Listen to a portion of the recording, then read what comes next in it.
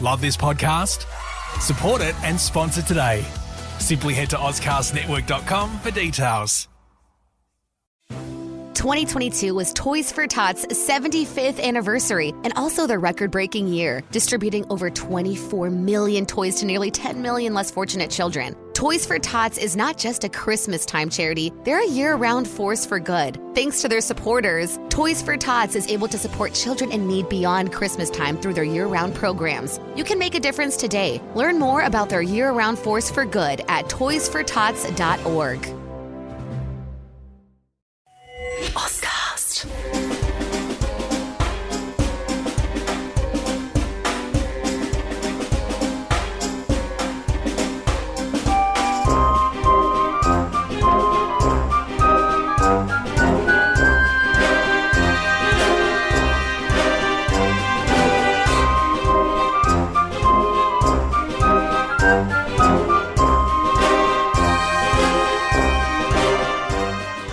Hello world and Happy New Year. I'm John Bruni and you're listening to Strategikon, your window to all things security and foreign affairs. On January 2, 2020, just one day into the new year, it was confirmed that a US-initiated drone strike happened at Baghdad International Airport, which killed Iranian master strategist and commander of the Quds Force, Major General Qasem Soleimani, as well as deputy chairman of Iraq's Popular Mobilization Forces, Abu Mahdi al-Mohandis. This targeted assassination ordered by President Trump was meant to have thwarted an Iranian strike against US interests in the region.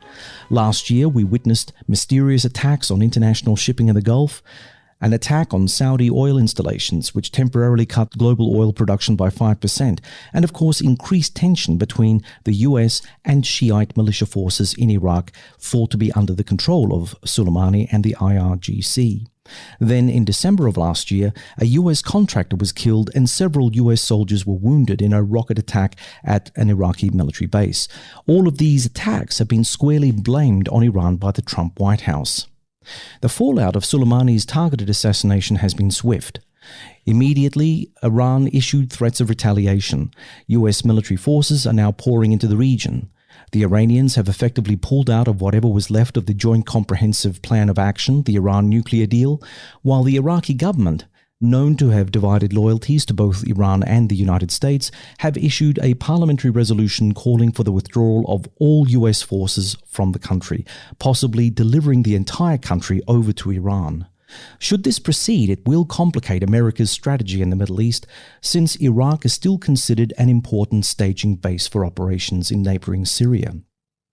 To discuss these matters today, we are joined in the studio, live from the UK, by Commodore Patrick J. Tyrrell, OBE-RN retired, Chair of the SIA Advisory Board and SIA Senior Non-Resident Fellow Global and Maritime Security. Before we start today's episode, I would like to remind listeners that Strategikon can be found on the Ozcast network, iTunes, Stitcher, TuneIn, Spotify, and on the Sage International Australia website, www.sageinternational.org.au. Pat, Happy New Year and welcome back to Strategikon. So, the January 2nd assassination of Iranian Al-Quds commander Major General Qasem Soleimani has sent shockwaves internationally, making panic-prone markets and media suggest that we are now close to a US-Iran war. #World War III. But the Iranian response to the Soleimani assassination has been relatively muted. Rocket attacks on Iraqi bases hosting US military personnel and 2 Katyusha rockets landing in the Baghdad Green Zone, both attacks netting no known casualties. So has Iran, as President Trump claimed, stood down in the face of superior American might? I think the short answer is no. I think that there's the whole issue of strategic ambiguity, which I think the Iranians can teach us an awful lot about. The Iranians know that, this talk of World War III is frankly nonsense. A world war involves war between protagonists who are roughly equal.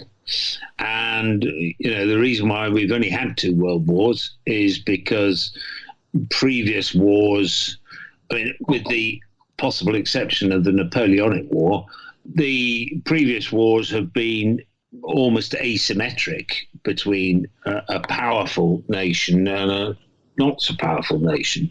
The Iranians know they cannot take on America on the battlefield. They don't have the capabilities. They don't have, their air force is more of a museum than an air force. But what they want is they have this tendency of being able to wait. They understand the value of pausing for a period, which they have. Trump is saying, yes, no, it's all been sorted. We killed the bad guy. None of our guys got killed, but we're all quite happy now and we can get on with doing things. Iran is now more determined than ever to develop nuclear weapons. It was cajoled into an agreement with the seven powers, and that agreement then got breached by Trump. Now, he may well be right that the Iranians were observing it in a sort of moderately opaque manner, but at least it was delaying this thing of Iran gaining a nuclear weapon. Iran sees that its only way to be able to control the area and its relationship with America by having nuclear weapons. After all, just look at North Korea, which is a tin pot dictatorship, but it does happen to have nuclear weapons. It's interesting. I've read a lot of the potential doctrine that the Iranians may actually implement were they to become a nuclear weapon state. But none of it seems to really ring that true because, of course, a lot of them were saying that they'd be able to extend a nuclear umbrella over allied groups such as the Houthi in Yemen. They could sort of extend the nuclear umbrella over southern Lebanese Hezbollah, over Iraq, and so on and so forth. But because the national cost of creating a nuclear weapon is going to push the Iranian economy even further into the red, and that's putting it mildly, would not the Iranians actually keep their deterrent posture for the borders of Iran only, as opposed to that sort of nightmare scenario of kicking the can and just letting a sort of Iranian nuclear umbrella take care of all its proxy forces around the Middle East? I think you're right. I think that it's one of the things that nuclear powers have to understand is that you have these weapons of incredible power and destruction, and you can't actually use them in the same way that you can use high explosive. High explosive has a limited impact when it lands. It can do considerable damage, don't get me wrong, by launching it at the right target. But nuclear weapons are just so unthinkable in their utility that suddenly, if you look at Pakistan, the Pakistanis wanted to get their nuclear weapons to be able to face off India.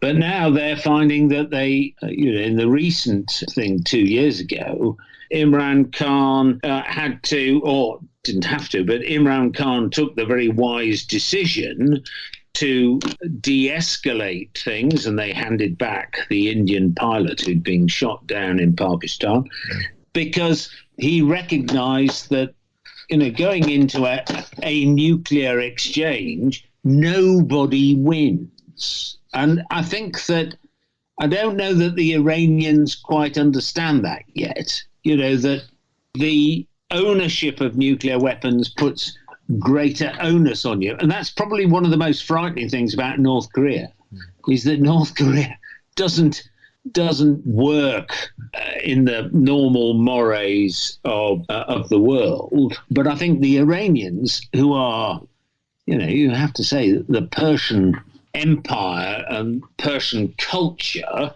is much more attuned to understanding the death and destruction that this could rain down on. Returning to this Soleimani targeted assassination, I mean, do you think that that was really necessary then? No, I don't. I mean, do I think he was a bad dude? Yes, of course.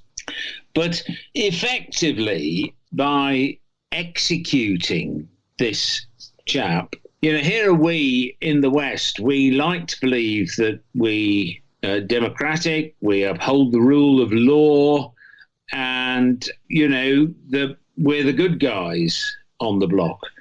And yet, by executing a senior member of a fellow United Nations nation, it is effectively a declaration of war. And you need to be careful about how you do these things.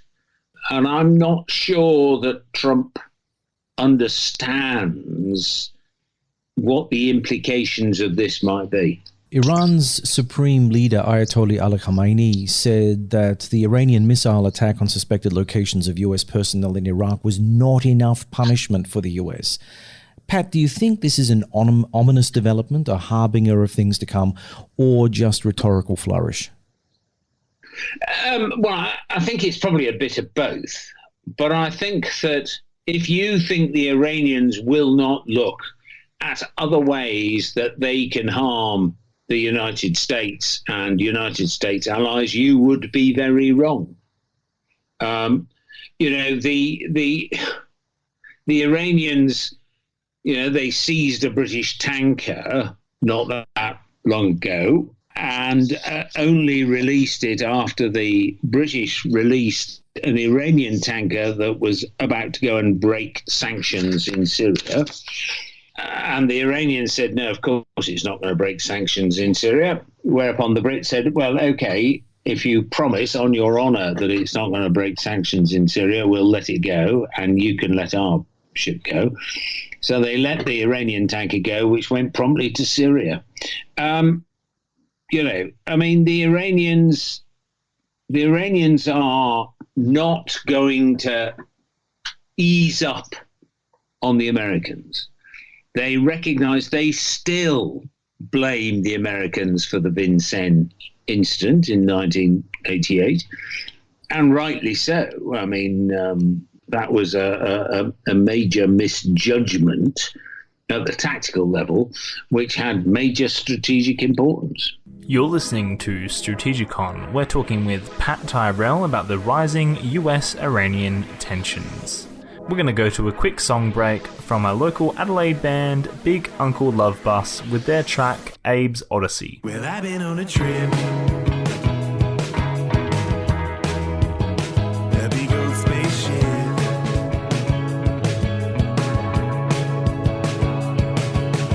They've all said, boy, you better off dead.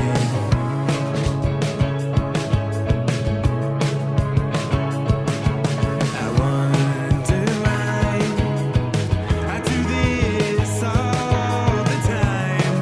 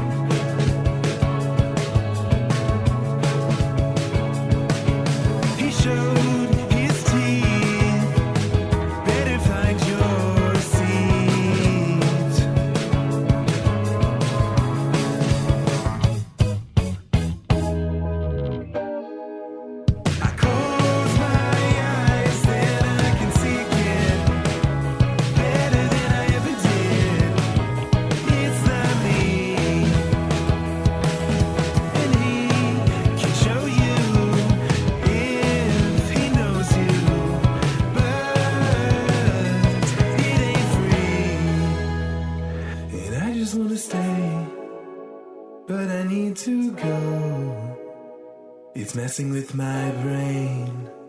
I'm taking it slow. And before I know, I'll be losing control. Oh, before I know, I'll be losing control. I close my eyes, then I can see again. Better than I ever did. It's not me. And he can show you if he knows you. But it ain't free.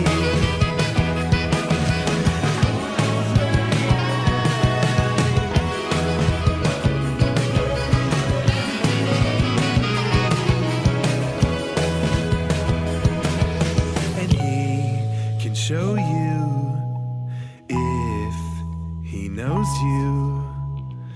Welcome aboard Abe's Odyssey. Abe's Odyssey by local Adelaide band Big Uncle Love Bus. Now we're returning to President Trump's legacy with the current US-Iranian tensions. We're talking to Pat Tyrrell on Strategikon. The whole, let's say, assassination and then the deployment of more troops as well is a fairly significant thing, a fairly significant commitment for Trump to make. Something that you wouldn't want to do on a whim, especially after, the memories of troops in Iraq more than just 15 years ago where they were treated terribly and this is not insignificant. That is within living memory.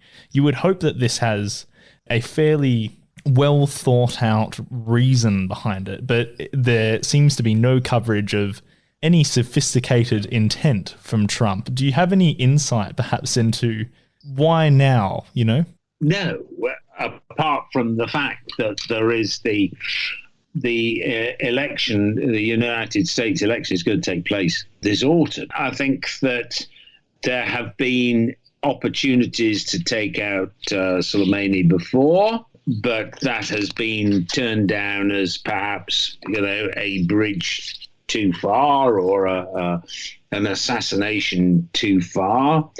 And I think that the sort of neocons in the American government always have long been trying to do something like this against Iran, whom they see as being, very much the bad guy on the block. Iranian politics, Iranian foreign policy is a much more nuanced and complex affair than that sort of neocon view would accept. And I think that they've done it now for whatever particular reasons. I think it does have quite a lot to do with the election, that Trump wants to be seen as being the guy who can take these major decisions. He can take them quickly. I mean, after all, informing Congress effectively by tweet that you've just declared war is, well, it's a novel approach. That's an understatement. So Trump has the impeachment process to wade through with the Senate trial to come. Would waiting to see Trump mired in defending his reputation make for a better window of opportunity for the Quds Force to orchestrate a more meaningful and devastating revenge attack? If you were a betting man, Pat, where would such an attack occur? The usual places like Iraq, Syria, or another Gulf state, or somewhere surprising and totally unexpected? Well, I think they'll be planning for both. But I think that there's still quite a lot of low-hanging fruit, if you like, available in, let's say, the Straits of Hormuz. I mean, the ability to close the straits to shipping is one of the things that the Iranians have.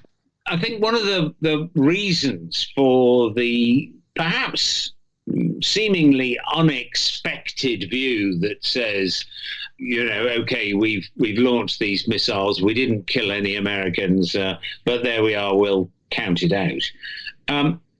The Iranians, from a strategic point of view, would like somebody other than Trump to occupy the White House.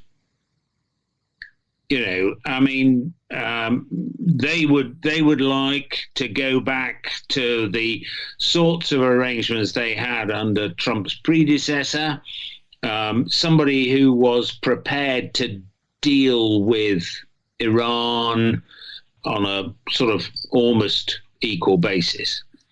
They don't believe, I don't think the Iranians think it's in their interests to have a second Trump term. They know that if they launch a major attack on the United States now, that will probably have the effect of strengthening Trump's hand. And I think that the Iranians are going to, things lie, if Trump is defeated in the election, then they will look at how they're going to deal with whoever replaces him, whether it's Biden or Saunders or whatever. If Trump is re-elected, I think you will see quite early on in his second term that the Iranians will cause a major upset. Yep. Because they will see that, revenge has not happened. Yep, that's a fair call. Iran's theocracy is under maximum pressure both at home and abroad. The Iranian economy is isolated and severely crippled. People are restless, and protests are now a normal part of everyday life among Iran's cities. Trump has now walked away from the Iran nuclear deal and has increased economic sanctions on Tehran. Iraq seems to be set up as a battleground for continuing US-Iranian tensions, with a government in Baghdad torn in its loyalties to both the United States and Iran. Indeed, the Iraqi parliament only recently passed a resolution calling for the withdrawal of 5,200 US troops in Iraq. If this happens, will we see a repeat of the Obama-era US withdrawal of 2011 with the rise of ISIS? Will the remnants of ISIS see this as a golden opportunity to revive its fortunes in the Middle East? Well, I think that this is one of the problems of doing global strategic operations without thinking things through. The fact that Bush did not like Saddam Hussein, they felt they had to get rid of him. And of course, that has caused the entire instability within Iraq.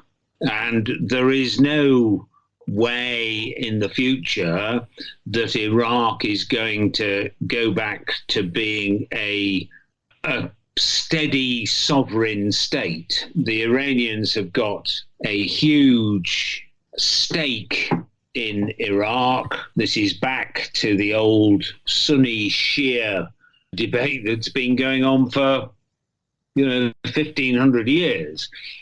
And so the United States is certainly not going to settle it. I think that there is a very good chance that Iraq will fracture down its religious zones, that it will allow ISIS to be able to recover. After all, the Americans in 2002 went into Afghanistan because that was where Al-Qaeda were able to develop their training bases and do all sorts of things.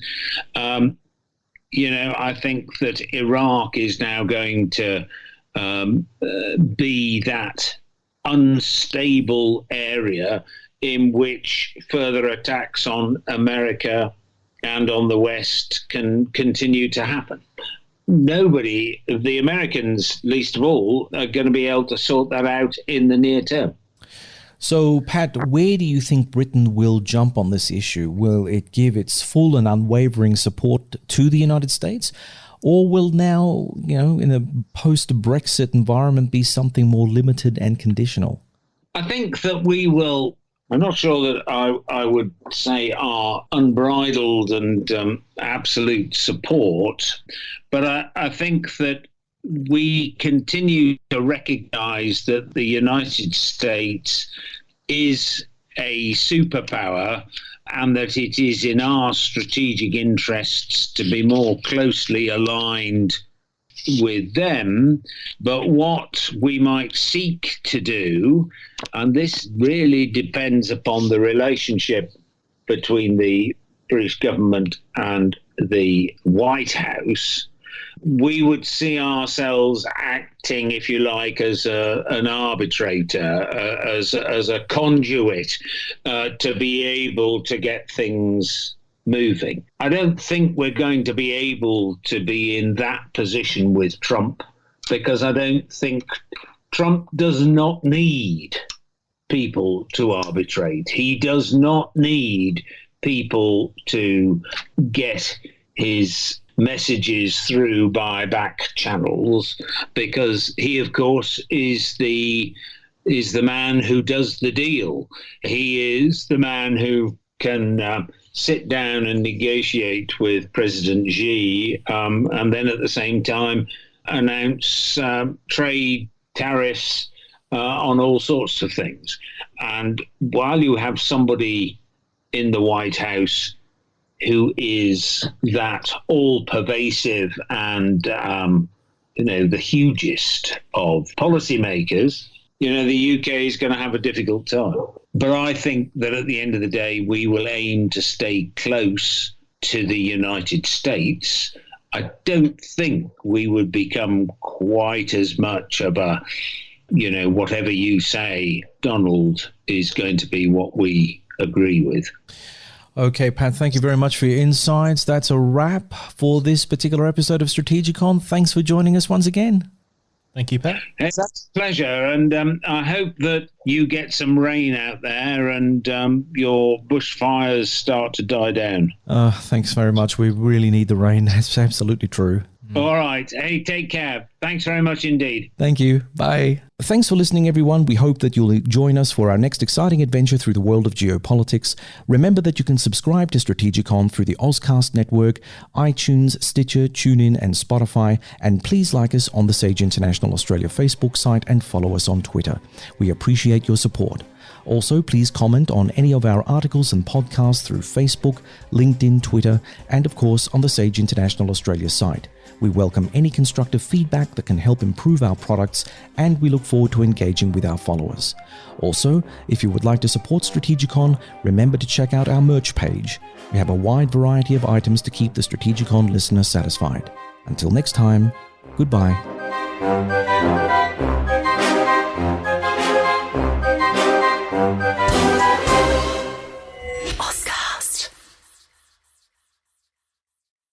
Up to $26,000 per employee? They call it the 15-minute refund, but it's not a gimmick. It's for business owners who stuck it out during the pandemic. The Employee Retention Tax Credit, or ERTC. But time is running out to get started. Talk to the experts. JWC Advisors at iHeartTaxRefunds.com. Who are they? CPAs who will keep you on the right side of the IRS. So do it the right way. Go to iHeartTaxRefunds.com. That's iHeartTaxRefunds.com.